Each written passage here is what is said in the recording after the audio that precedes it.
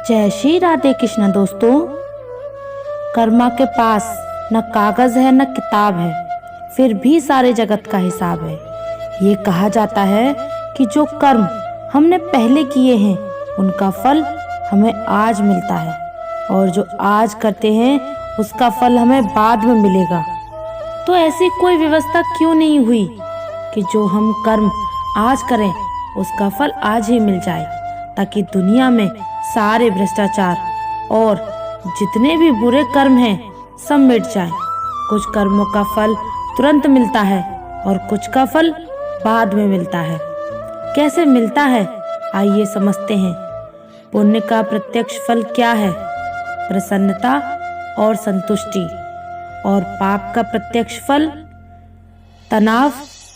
पुण्य किया, प्रसन्नता आई, संतोष मिला। पाप किया, टेंशन आई, संताप मिला। एकदम तुरंत। अगर आप राह चलते किसी भिखारी या किसी गरीब को 2 रोटी खिलाएं तो रोटी खिलाने की कितनी देर बाद संतुष्टि आएगी? तुरंत। और अगर आपने किसी की जेब से रुपया निकाला तो आपको रुपया निकालने के बाद आपके मन में टेंशन कितनी देर बाद आएगी? तुरंत। अच्छे कर्म का फल भी तुरंत मिलता है और बुरे कर्म का फल भी तुरंत मिलता है, लेकिन यह तो हुआ प्रत्यक्ष फल। एक पारंपरिक फल भी है। पुण्य का पारंपरिक फल क्या है? सुख और समृद्धि। और पाप का दुख और दरिद्रता। तुरंत फल मिलता है, पर सुख और समृद्धि में थोड़ा समय लगता है। पाप भी तुरंत फलता है, पर दुख में से थोड़ा समय लगता है। ये दोनों चलते हैं। हम जो भी कर्म करते हैं उसका फल हमें अवश्य मिलता है। आप उस फल से भाग नहीं सकते।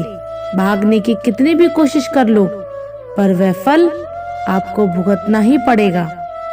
इसके बिना कर्म शांत ही नहीं होता। हम कितने भी अच्छे या बुरे कर्म कर लें, उसका फल हमारे साथ ही रहता है। चाहे वह हमें देर से ही मिले, लेकिन मिलता जरूर है। हम बुरे कर्म को छुपाने के लिए दुनिया की कोर्ट से तो बच सकते हैं, लेकिन कुदरत की कोर्ट से कैसे बच पाएंगे? कई साल पहले की बात है। एक शहर में एक जज रहते थे। वह नागर ब्राह्मण कुल के थे और वह खुद भी कठोर वेदांती और कर्म के कानूनी के अभ्यासी थे। एक बार जज सुबह टहलने के लिए अकेले निकले। तब उन्होंने देखा कि एक व्यक्ति भाग रहा था और उसके पीछे भागते हुए व्यक्ति ने पीछे से खंजर उसके शरीर में मार दिया। उसने तब तक वार किया जब तक वह मर नहीं गया। यह घटना जज साहब ने अपनी आंखों से देखी। खूनी भाग गया था। उस खूनी को जज साहब ने ठीक तरह से देखा था। फिर जज साहब घर गए, लेकिन ये बात उन्होंने किसी को नहीं बताई, क्योंकि हत्या का केस आखिर में उनके कोर्ट में ही तो आने वाला था। फिर पुलिस की पूछताछ शुरू हुई। 6 महीने में पुलिस की संपूर्ण जांच पूरी हुई। हत्या का मामला दर्ज किया गया और आखिर में यह मामला उस जज के पास ही आया, लेकिन उन्होंने देखा कि आरोपी कोई और था। उन्होंने उस दिन जिस खूनी को देखा था वह ये नहीं था। फिर मुकदमा शुरू हुआ। उस व्यक्ति को ही खूनी साबित करने के ठोस सबूत मिले। जज साहब जानते थे कि यह व्यक्ति बेकसूर है, लेकिन जज को सबूतों के आधार पर ही फैसला देना था। न्यायाधीश अपने व्यक्तिगत आधार पर किसी को बेकसूर नहीं कह सकते, इसलिए उस निर्दोष प्रतिवादी को सबूतों के आधार पर खूनी करार कर दिया गया। लेकिन जज साहब एक वेदांती और कुदरत के कर्म के नियम के पक्के थे। उन्हें पता था कि असली कहीं घूम रहा है और एक निर्दोष को सजा मिल रही है, इसलिए उन्होंने फांसी की सजा सुनाने से पहले उस निर्दोष को अपने चैम्बर में बुलाया। जज साहब के पास जाते ही फिर निर्दोष प्रतिवादी रो पड़ा और कहने लगा, मैं निर्दोष हूँ, मैंने खून नहीं किया है। पुलिस ने असली खूनी को नहीं पकड़ा गया तो उन्होंने मेरे पुराने गुनाहों के आधार पर मुझे पकड़ लिया और मेरे खिलाफ सबूत खड़े करके मुझे कोर्ट में खूनी साबित कर दिया गया। तब जज साहब ने कहा, ये हकीकत मैं जानता हूँ, तुम बेकसूर हो।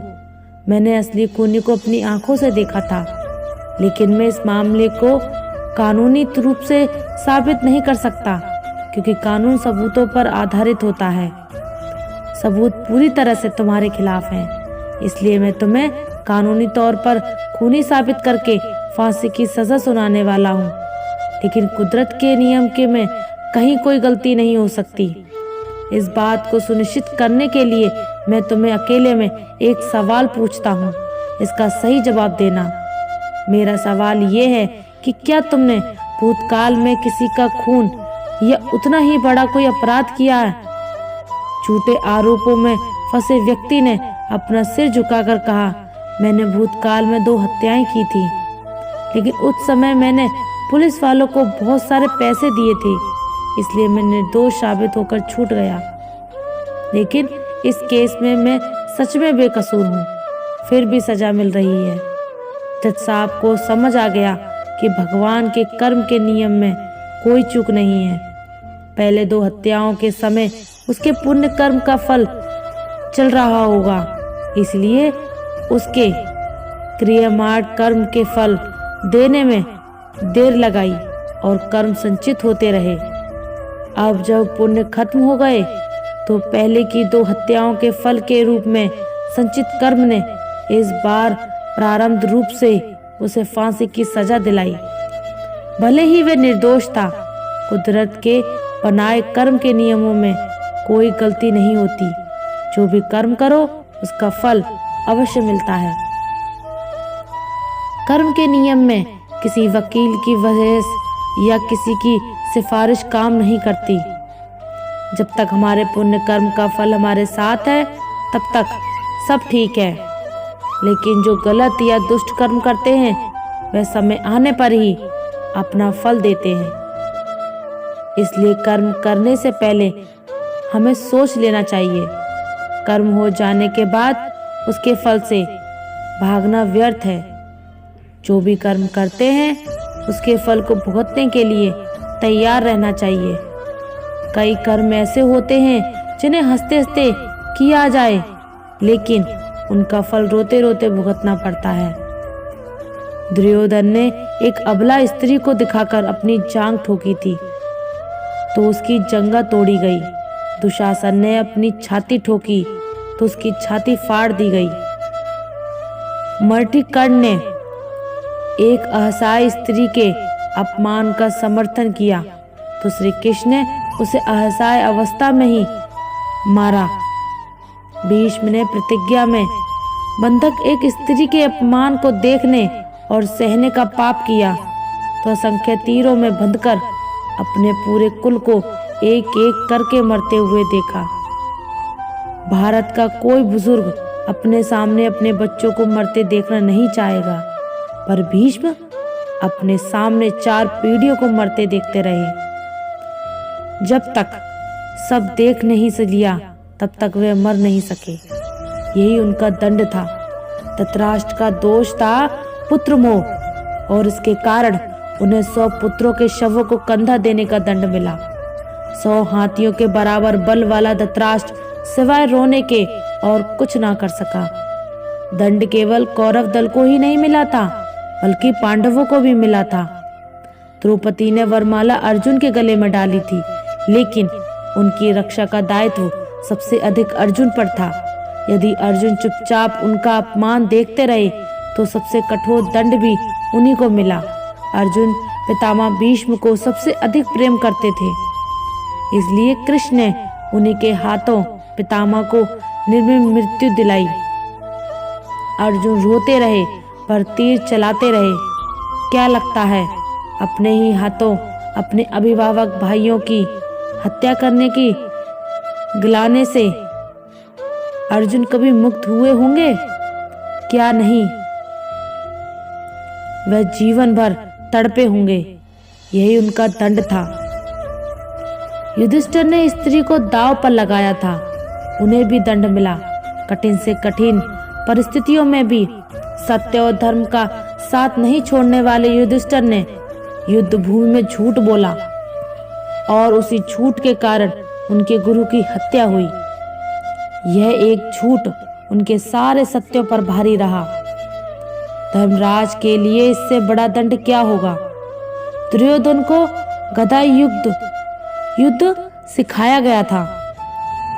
स्वयं बलराम ने एक अधर्मी को गदा युद्ध की शिक्षा देने का दंड भी पाया। उनके सामने उनके प्रिय दुर्योधन का वध हुआ और वे चाहकर भी कुछ नहीं कर सके। उस युग में दो योद्धा ऐसे भी जो अकेले सबको दंड दे सकते थे, कृष्ण और महात्मा बर्बरिक। पर कृष्ण ने ऐसे कुकर्म हो के विरुद्ध शस्त्र उठाने से इनकार कर दिया और बर्बरिक को युद्ध में उतरने से रोक दिया। लोग पूछते हैं कि बर्बरिक का वध क्यों हुआ। यदि बर्बरिक का वध नहीं हुआ होता तो द्रौपदी के अपराधियों को यथोचित दंड नहीं मिल पाता। कृष्ण युद्ध भूमि में विजय और पराजय तय करने के लिए नहीं उतरे थे। कृष्ण इन अपराधियों को दंड दिलाने के लिए ही कुरुक्षेत्र में उतरे थे। कुछ लोगों ने कर्ण का बड़ा महिमा मंडल किया है, पर सुनिए, कर्ण कितना भी बड़ा योद्धा क्यों ना हो, कितना भी बड़ा दानी क्यों ना हो, एक स्त्री के वस्त्र हरण में सहयोग का पाप इतना बड़ा है कि उसके समक्ष सारे पुण्य छोटे पड़ जाएंगे। स्त्री कोई वस्तु नहीं कि उसे दांव पर लगाया जाए। कृष्ण युग में दो स्त्रियों को बालों से पकड़कर घसीटा गया। देवकी के बाल कंस ने पकड़े और द्रौपदी के बाल दुशासन ने। श्री कृष्ण ने स्वयं दोनों के अपराधियों को समूल नाश किया। किसी स्त्री के मान का दंड अपराधी के समूल नाश से भी पूरा होता है, भले ही वह अपराधी विश्व का सबसे बड़ा शक्तिशाली व्यक्ति क्यों ना हो। इंसान चाहे कलयुग में हो चाहे सतयुग में, उसे अपने कर्मों का हिसाब किताब तो देना ही पड़ता है। जिसने जैसे कर्म संसार में किए हैं उन्हीं के अनुसार उसे अपने कर्म का फल भोगना ही पड़ता है। यही संसार का नियम है। दिखावे के लिए तुम सबके नजरों में अच्छा बनने की कोशिश कर रहे हो तो ये अच्छाई नहीं होती। अच्छे काम करने के लिए कभी विचारने की जरूरत नहीं होती। यह रंग मन पर चढ़कर रखो और कभी उतरने की जरूरत नहीं होती। जो भी गया उस पर पछताना नहीं चाहिए और भविष्य के लिए घबराना नहीं चाहिए। जो है वह आज है। नेक कर्म करते चलो, हार कर रुक जाना नहीं। कोई साथ नहीं रहता, केवल तुम्हारे कर्म तुम्हारे साथ रहते हैं। परोपकार को अपना ध्येय बनाओ, इससे बढ़कर कोई धर्म नहीं है। यहाँ नेकी करने वाले का जीवन महकता है जैसे चंदन की खुशबू फैलती है।